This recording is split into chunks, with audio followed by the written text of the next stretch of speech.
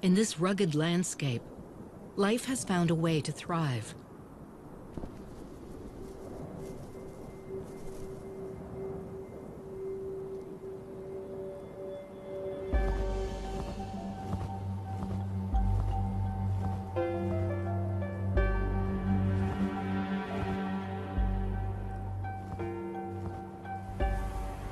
Winter is over, but a final blizzard forces itself onto the first days of spring.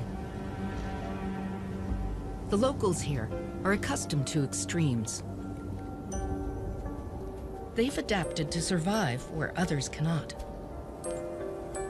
One in particular, the greater sage grouse, is found nowhere else. Despite the late snow, the lone performer begins his spring ritual. Instinct tells him it's time. His story actually began 3 years ago with his father on a nearby stage.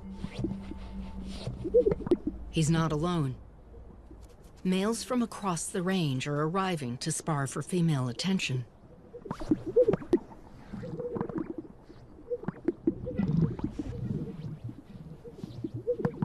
Their elaborate display has only one purpose: to pass on their genes to the next generation. But self-promotion on an open stage is risky.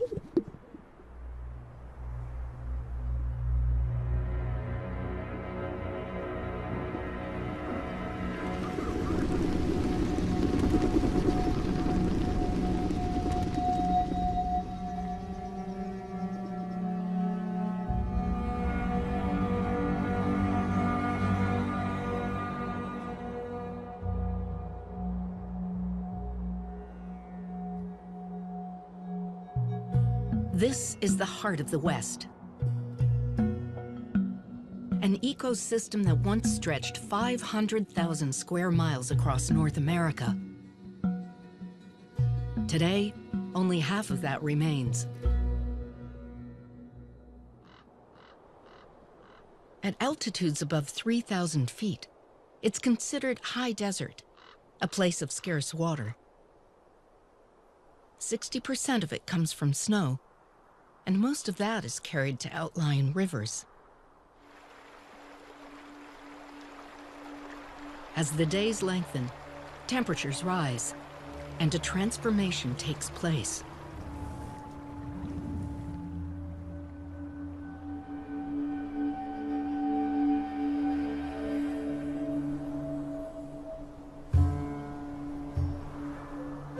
The melt reveals a sea of sage. Sage is the anchor of the high desert. Without it, the land would be a dust bowl. These twisted shrubs can live 140 years. Extending for hundreds of miles in every direction, they're the foundation of this wilderness.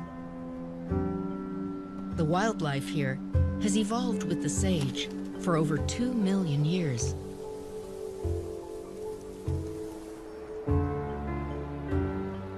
With a new chick to feed, the golden eagles constantly look out for prey.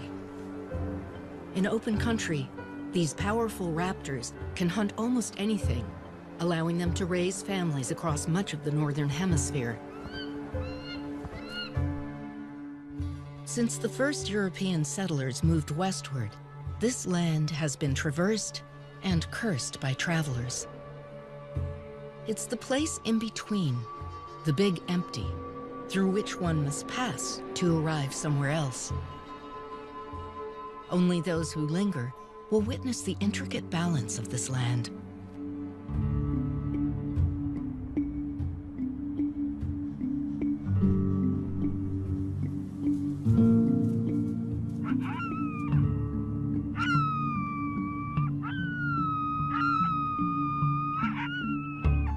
The sagebrush steppe is a geological masterpiece. These basins were shaped and lifted by the same forces that built the surrounding mountains. Today, ridges protrude like islands.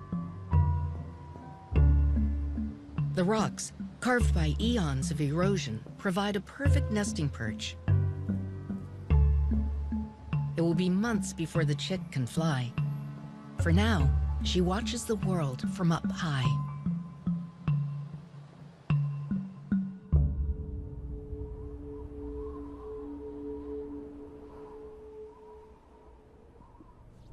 On the flats below lies the home of the grouse. They've spent the last 8 months hiding. But in early spring, their genetic imperative draws them to these open stages. Years of thaw and evaporation have left patches of salty sediment. The grouse use these clearings as leks, gathering sites for their mating ritual. Puffing their yellow air sacs, they make a series of popping sounds to intimidate the other males. They used to display in the hundreds. Today, they gather in the dozens. Our male has been practicing his display since February. He's put on weight over the winter. Testosterone has enlarged his neck pouch for the breeding season. He fills a balloon inside with more than a gallon of air, fans his tail, and squeezes the air sac. As other males approach, the contest begins. They only have a few weeks before the females arrive to establish their dominance and a territory. Pairs square off, facing just past each other. And then...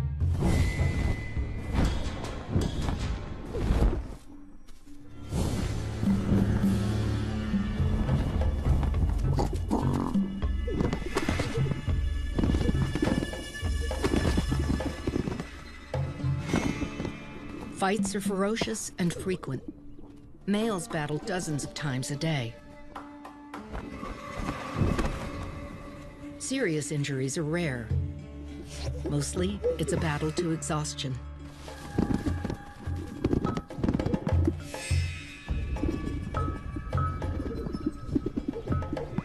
The chance to mate only comes once a year, and for grouse, years are limited.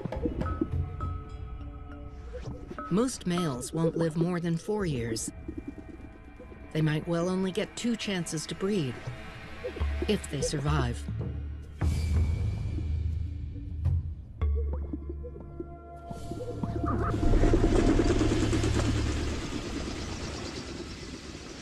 They'll be back at daybreak. Survival is pointless without offspring.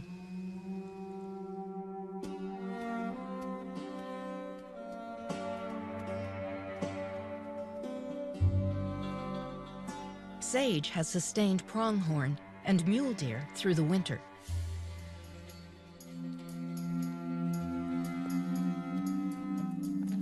With the melt, the deer head off to their summer ranges in the mountains. Pronghorn migrate within the sage. These antelope are the fastest sprinters on the continent, adapted to outrun the American cheetah. The cat is long extinct, but the pronghorn still run. They've been here for millions of years, unlike some newcomers. We're actually latecomers in terms of evolution, and many of us have failed to last in this exposed environment.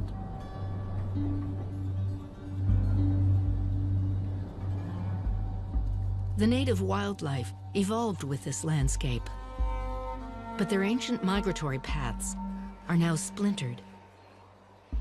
Mule deer, adapted for life in the mountains, can jump smaller fences. Pronghorn evolved on the open range with few obstacles. If there's no way under, they must leap.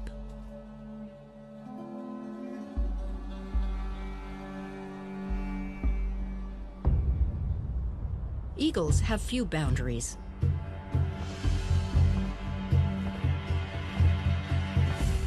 The parents are now hunting for 3.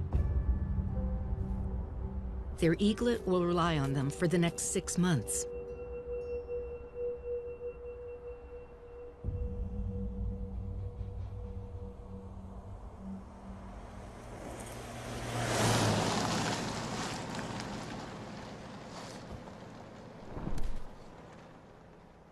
Roads turn the mule deer migration into a windfall for eagles.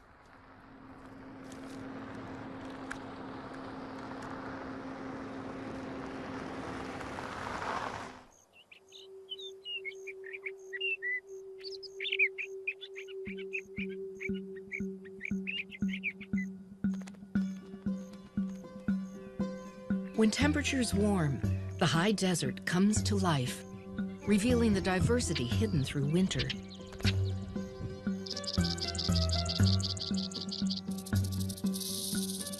Hibernators surface from below. Prairie dog families excavate new tunnels, preparing for their pups.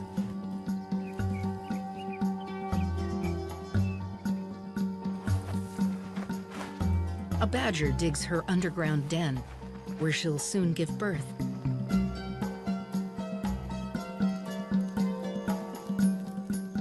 Short-horned lizards emerge with the ants. The timing is critical, since ants are their sole source of food. And jackrabbits have shed their winter white, confirming that spring has arrived. The sage sea is filling with new life, and everyone is hungry.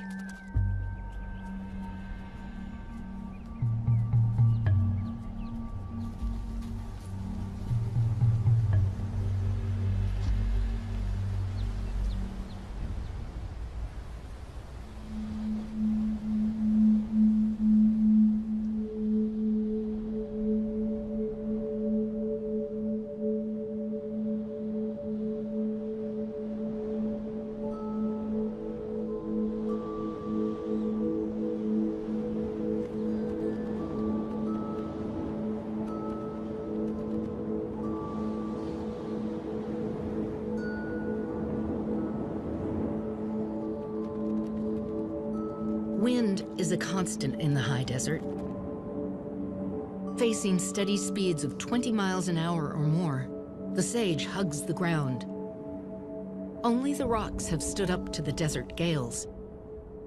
But over the eons, even these have been scoured and sculpted.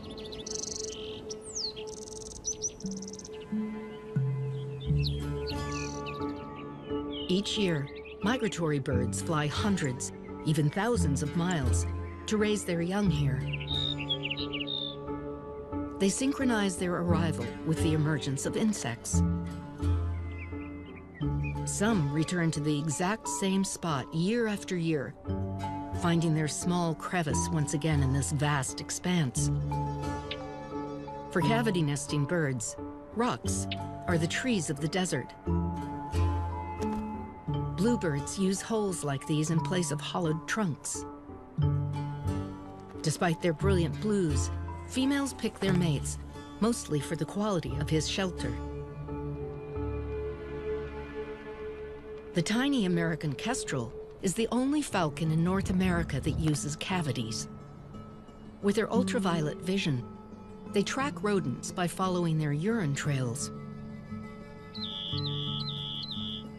Rock wrens nest between stones on the ground. They're highly adapted to life in the desert.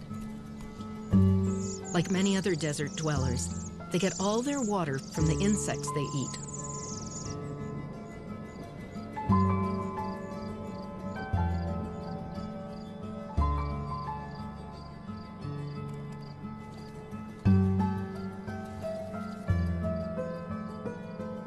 Once the sun falls in the desert, temperatures can drop by 40 degrees, and creatures of the day give way to those of the night.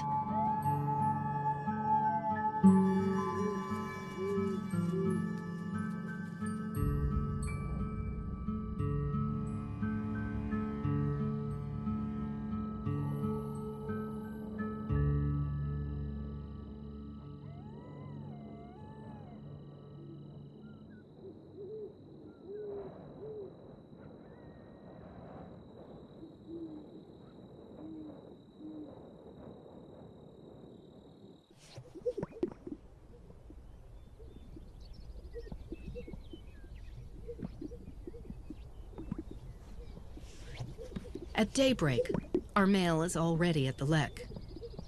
He's been here every day for the past 3 weeks. Weaker males have dropped out, leaving only those with staying power. He takes his place on a small rise, a spot he's fought hard to secure. A female steps onto the lek and begins her inspection.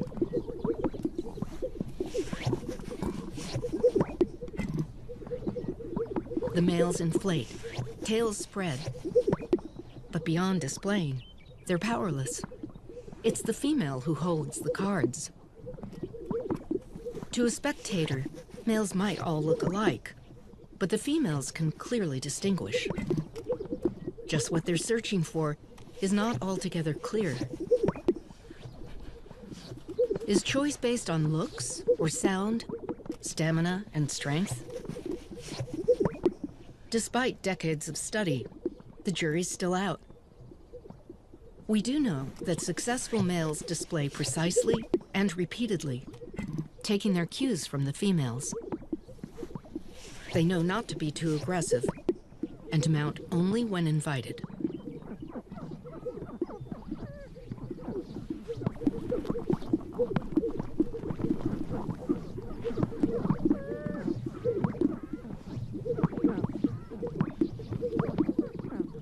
Surprisingly, most males never get a chance to mate. Nearly all the females select only 1 or 2 males on the lek each year. In fact, 3/4 of females often choose the very same male. Clearly, they see something they want to pass on to their offspring.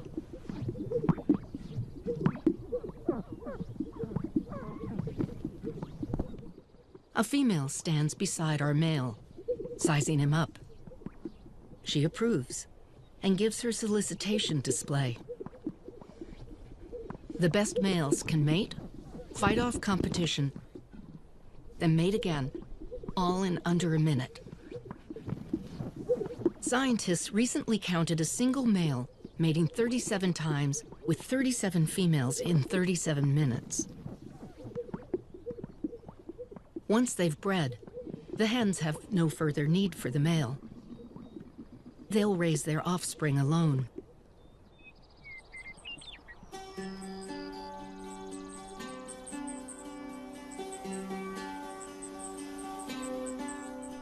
Fanning out across the landscape, the females head away from the lek.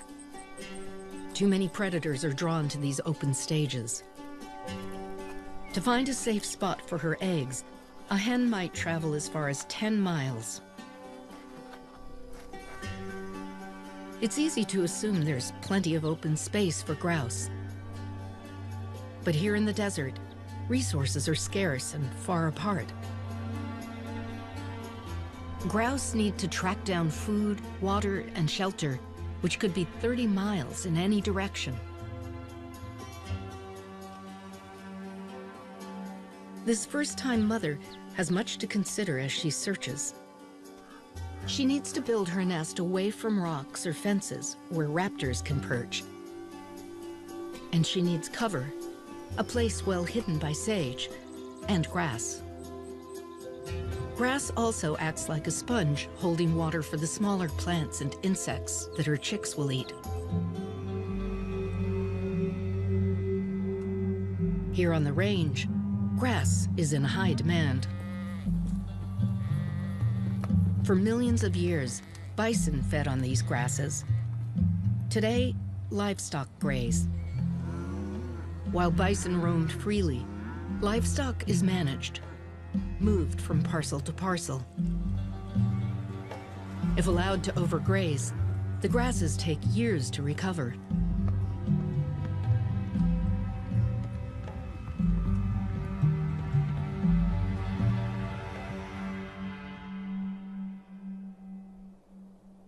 Settled on her nest, the hen is nearly impossible to spot.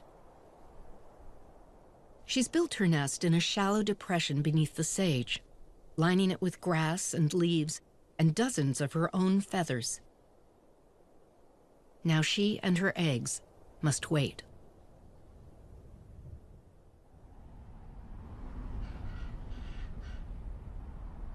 Unlike grouse, ravens are adaptable, nesting in a variety of places.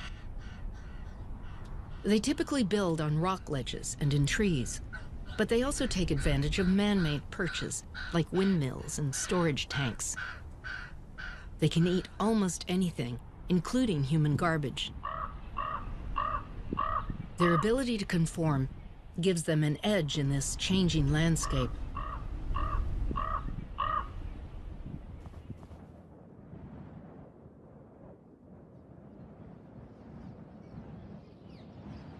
Cliff swallows also build nests in man-made structures. But here, they nest in sandstone cliffs. They've just arrived from South America, returning to the same spot as last year. They're hard at work on their hanging village. Males and females work together, mating during the process. They swoop down to the river and fill their mouths with mud, then return to their nest. With a quivering, they add another brick. A new home requires over 1,400 trips to the mud.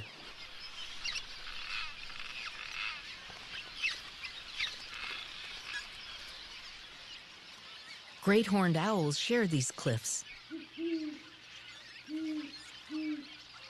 Like golden eagles, they breed in winter because it takes months to raise such large offspring.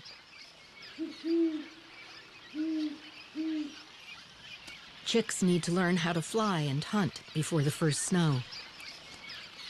They're the most widespread owl in North America, since they nest almost anywhere. They also adjust their diet to their surroundings. Here, they hunt the sage for rabbits, prairie dogs, and birds.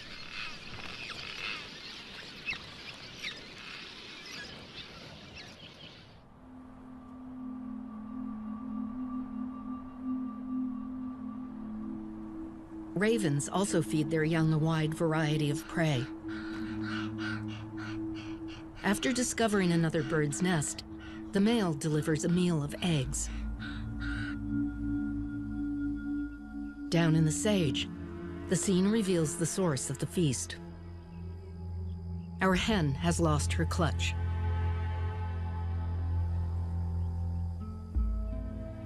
"40% of grouse eggs are ravaged before they even hatch.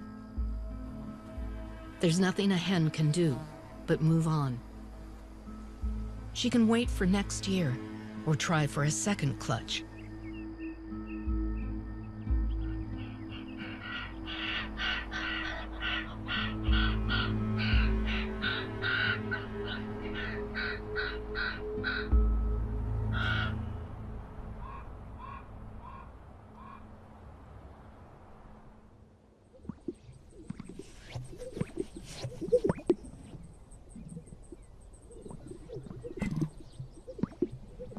On the lek, males are still displaying.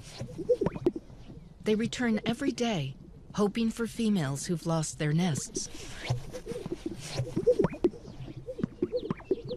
Our hen has returned, but there's little time.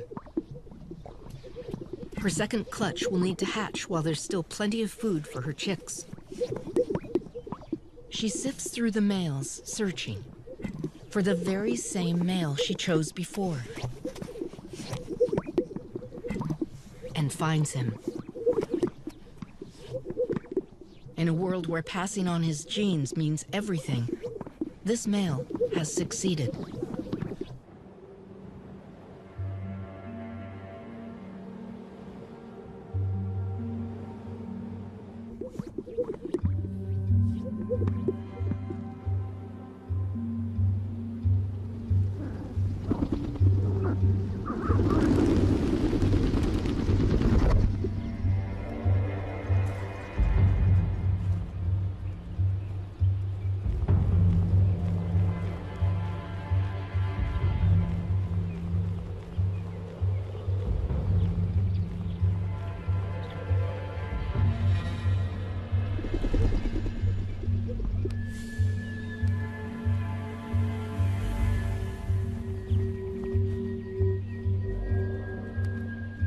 The success of a male grouse is not measured by his years, but by his offspring.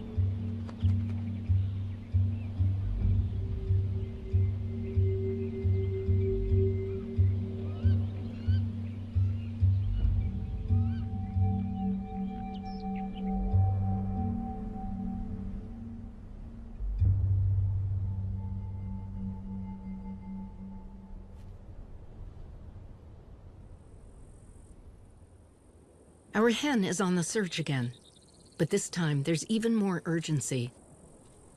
For second clutches, nature makes up for lost time by shortening the gestation. She'll start laying in just a few days. She scans the landscape. To the untrained eye, it's an ocean of gray-green. But to her, there's nuance in the sage. Subtle distinctions in the grasses between the brush. The next generation depends on her judgment. She's found an area with thicker cover. She chooses a spot and settles in for the wait. If she's chosen well, she'll hide here for up to a month.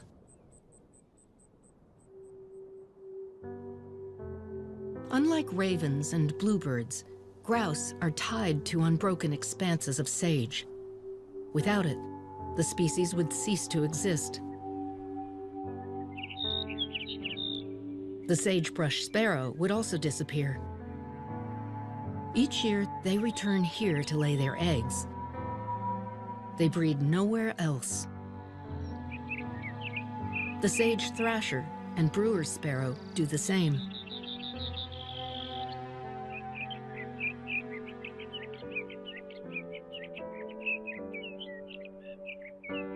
Though their songs are beautiful, their feathers are drab to blend into this landscape. Without the sage and the nursery it provides, these species would be lost.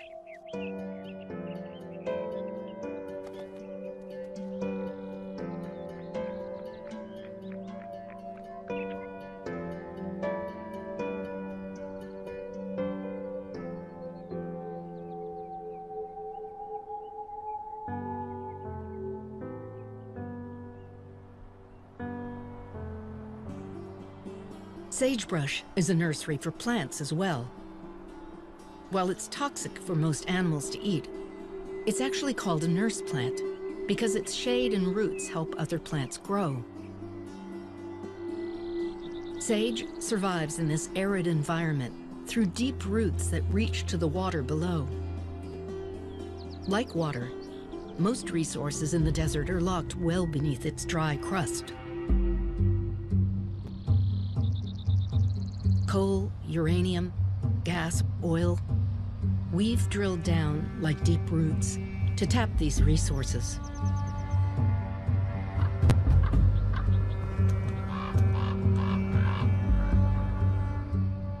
With our ever-increasing demand for energy, extraction has intensified in the high desert.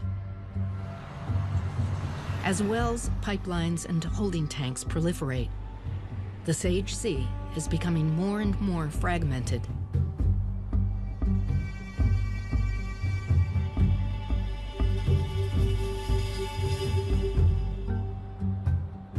This one gas field was once a migratory corridor for pronghorn and prime habitat for sage grouse. Many of the changes we've made here will remain long after the resources are tapped out. This is not an ecosystem that regenerates quickly.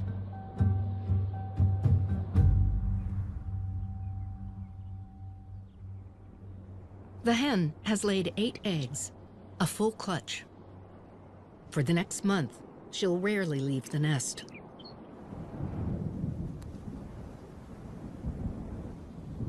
Every few hours, she carefully rolls her eggs to even out the temperature. It also prevents the chicks from sticking to their shells.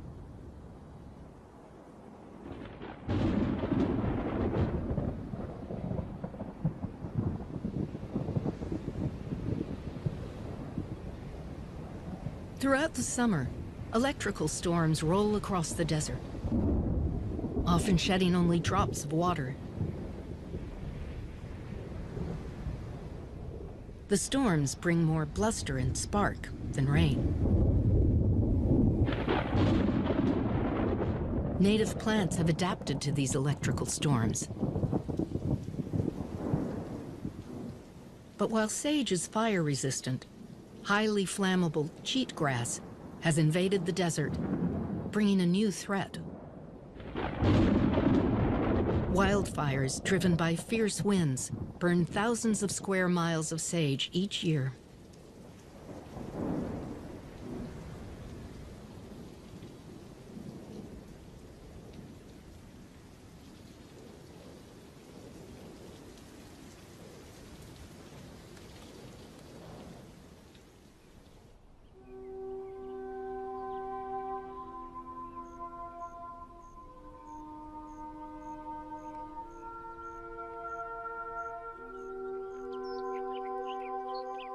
After the storm, neighboring thatching ants repair their roof.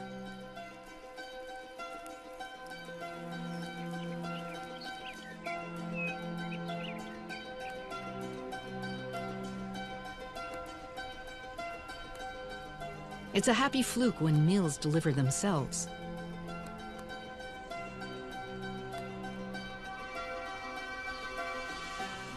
A burrowing owl stands sentry. She and her mate guard their nest, a repurposed badger hole. Here in the desert, life takes advantage of every opportunity.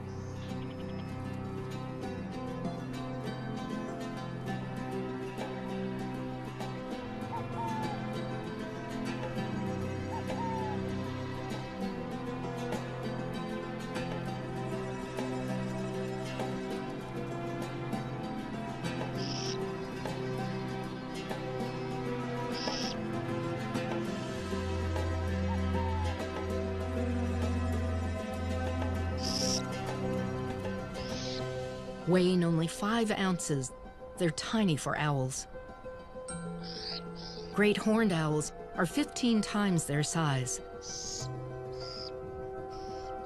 This couple has 9 chicks to raise.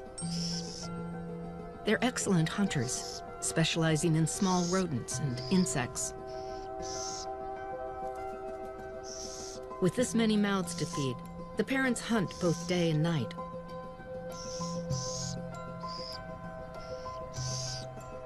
When fall sets in, they'll fly as far as Mexico.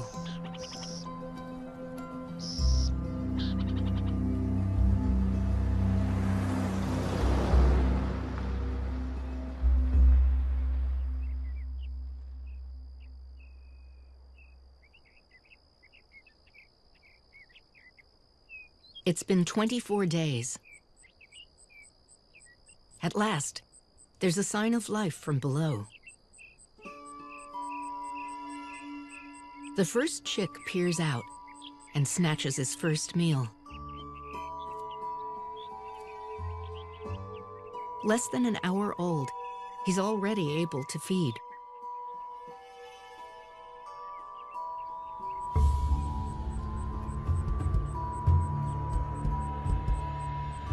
When the hen hears a badger nearby, she moves off to distract it, revealing another 5 newly hatched chicks.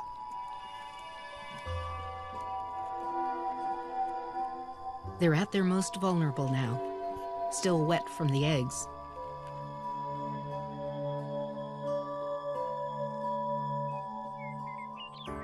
It's only been 2 hours, and all 8 chicks have hatched.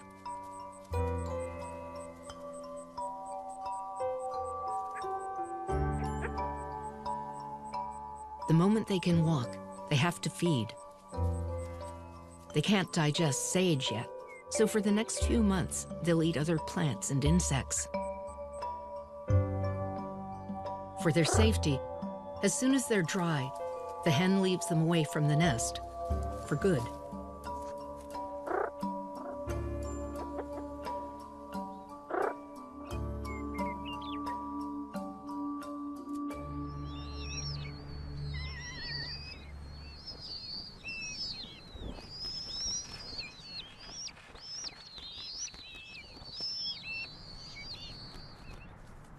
Ferruginous hawks stay in their nest for 6 weeks.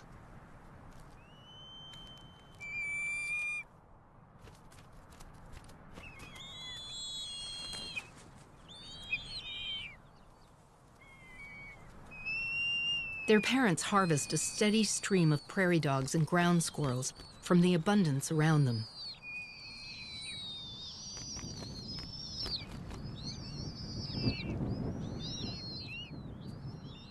Rodents are plentiful and just the right size.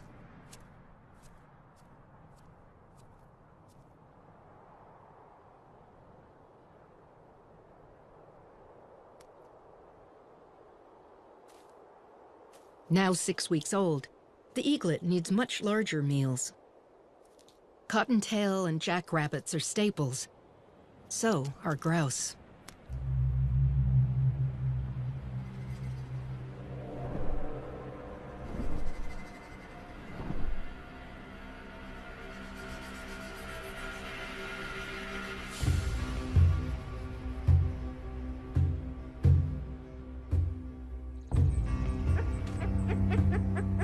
Sensing danger above, the hen gives a warning call. Instinctively, the chicks take cover. She moves off, away from the brood. They'll stay put until they hear from her again.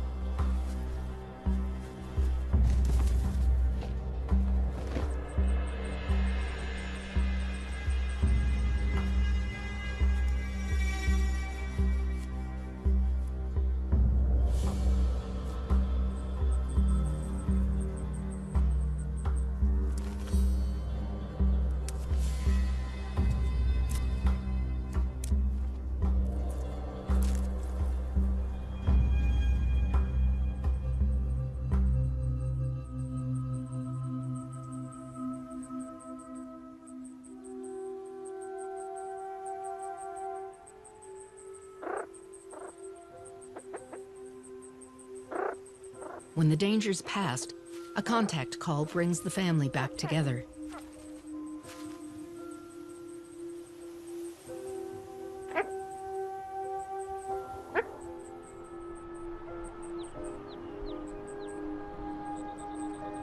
For the next month, they'll forage constantly.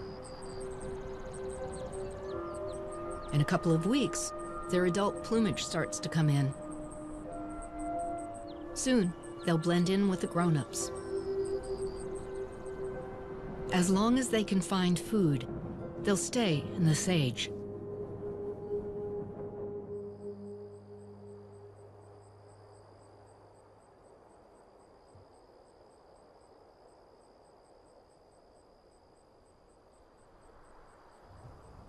As the summer heat dries the steppe, water is at its scarcest. Seasonal plants with their deep roots have retreated back underground. The insects are gone, and the grouse are on the move. They have to follow the green in search of food and water.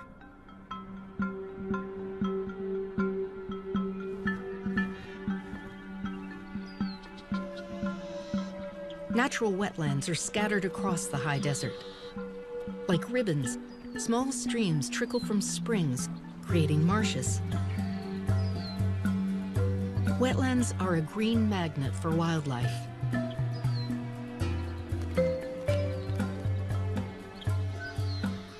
These oases host an entirely different cast of characters than the sagebrush. These sandhill cranes hatched at the very same time as the grouse chicks.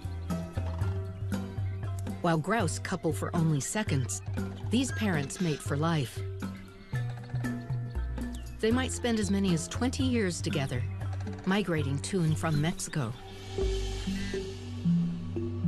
This northern harrier has 3 mates on 3 different nests, somewhere down in the reeds, and each has chicks to feed. He's been scanning the sage for prey, but now he has his eye on the blackbirds.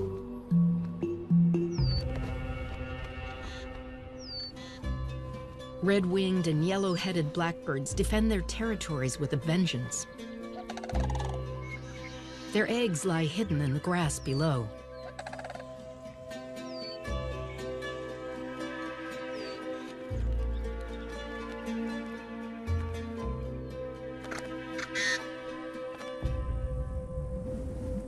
The steppe, now parched, is a hostile place for young grouse.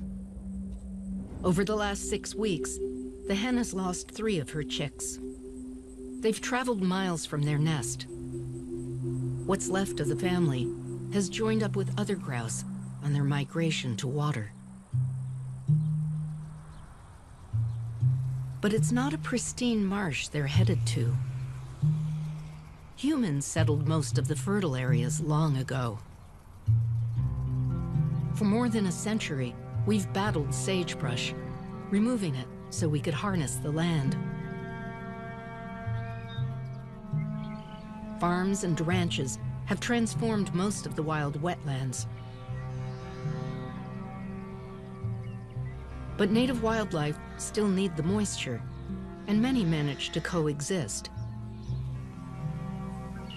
Grouse are safest hidden in the sage. On ranches and farms, short grass means less cover. But the grouse adjust when the human footprint isn't too extreme.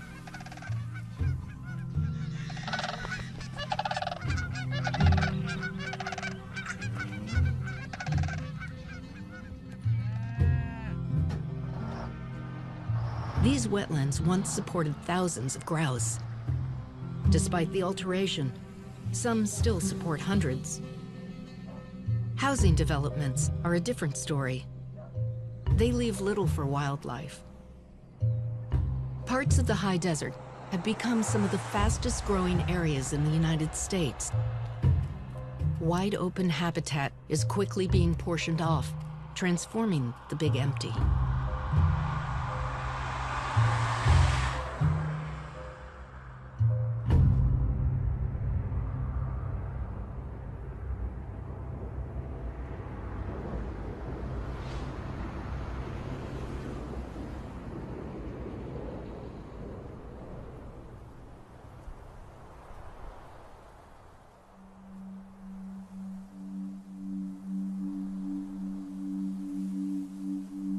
Fall is fleeting in the high desert.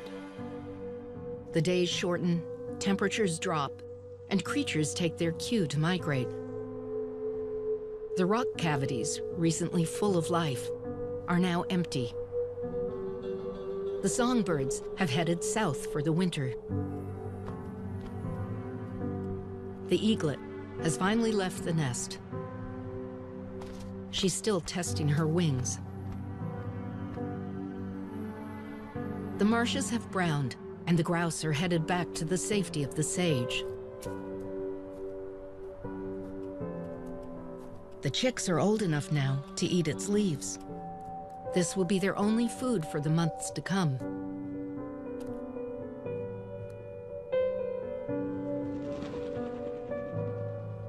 As autumn settles on the range, winter has already arrived in the mountains. The mule deer have been here since spring. It's here that they gave birth, but food is scarce now.